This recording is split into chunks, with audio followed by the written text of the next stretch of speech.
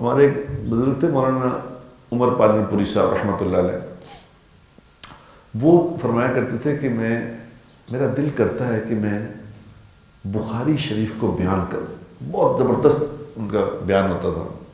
وہ انسان تھے عمر پالن پوری صاحب رحمۃ اللہ علیہ، جن کا ایک بیان سن کے میری زندگی بدل گئی تھی۔ میں نے اس وقت پہلی دفعہ میں ان کا بیان سنا تھا، ان کے ایک بیان سے میں نے فیصلہ کر لیا تھا کہ جو یہ کہہ رہے ہیں میں نے وہی کرنا ہے۔